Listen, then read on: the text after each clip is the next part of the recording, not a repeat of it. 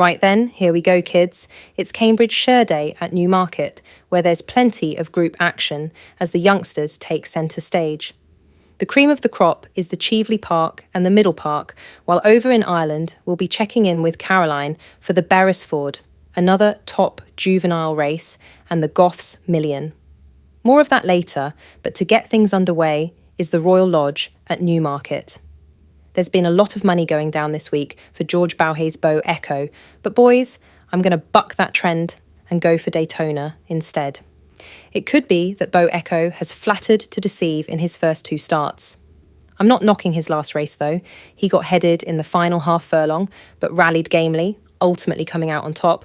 But I did dig Daytona's win at the same listed level at Naas in July, and that bit of form kind of stood out for me as I made a little note in my book. Daytona's stablemate, Action, is closely related to dual Derby winner Lambourne, so might be wanting further in time, and he's the danger to Daytona for me. Yep, Daytona it is, with Action keeping him honest for the Royal Lodge. Next up, my Saturday nap goes to post in the Cheveley Park. An absolute cracker of a race this, and really good arguments can be made for a few of these. But a girl's got to make her mind up, so it's True Love that's got my Cupid's arrow. She comes with a caution though, as she was reported lame in the Keeneland Phoenix last time out, so it's taken on trust that she's fully tuned up for this return to the track. I also prefer to go on the form from the Gain Railway Stakes, also at the Curragh in July, when she was well clear of the field, including the Phoenix winner, Power Blue. So, Royal Fixation landed the Lowther at York, where we'd fancied Richard Hughes's America Queen, but I for one think those placings can be reversed now that America Queen has a bit more racing under her saddle, while the second Ballydoyle inmate to mention is Beautify, who won the Airlie Stud in front of Lady Eamon, and will be fine returned to 6 furlongs. True Love to take my breath away, with America Queen the danger, while Bargain Basement by Anthelia and Donaka O'Brien's Havana. Anna are well-priced each-way picks, if that's your bag. My next best is next up, in the Middle Park. A wide draw in stall 8, but that's about the only negative point I can see for Charlie Appleby's wise approach. Looking at his last run, when he was just a half length from stablemate Gestard, with the outstanding filly Venetian Sun, too good for both of them in the Prix-Morny, one of the most important juvenile races in Europe, wise approach has to be the one to beat.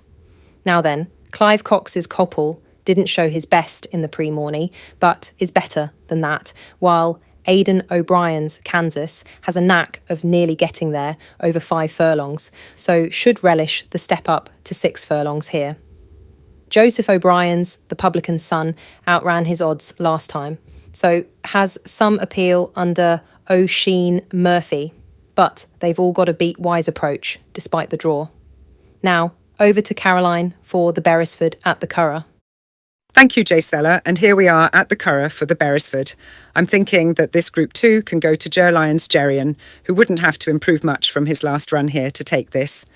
I do believe that getting within 2 lengths of Aidan O'Brien's Constitution, River, in the Futurity was very solid form, and if anything, the extra furlong here should be just the thing. And with that rival absent, Ger Lyons must fancy his chance of picking up some black type. Ballydoyle send out 2 Hawk Mountain and Port of Spain, with both proven over the mile here the last day. These are my 3, but it's Geryon to get the better of the Ballydoyle pair in my book. So back to you, Jaysella, for the Cambridgeshire. Thank you, Caroline. Well, yabba dabba doo, they're going to start in Cambridgeshire and finish in Suffolk. That's how big a race this is, but joking aside, it's a pretty big field and ultra competitive. Now, for those of you that like your trends analysis, the top weight has won for the last 2 years. So that gives Carl Burke's Boiling Point a place on my shortlist, while Ed Walker's Fort George is one going the right way and has O'Sheen Murphy for company. Treble T has got himself a place at the top of the anti-post markets, much to do with being £4 well in after his Doncaster win, and John and Thady Gosden's Westridge has the brilliant Billy Loughnane booked, so has to be considered. However, 5th column is the one that's floating my boat, with William Buick in the hot seat, just the ticket, and a Gosden 1-2 with Westridge is easy to picture. And For our last featured race, it's back to Caroline for the Goffs Million. Thank you, Jaysella. So here we go for the Goffs Million, in a race awash with prize money. Also, it's another chance to see the exciting Composing, who was fourth in the Moyglare the last day, but looks to be in calmer waters here. That said, Joseph O'Brien's Green Sense was a fine third in the Keeneland Phoenix Stakes and can keep Composing up to her work under Dylan Brown McMonagall, so the odds-on price being offered up for Composing this week does look a bit of the thin end of the wedge.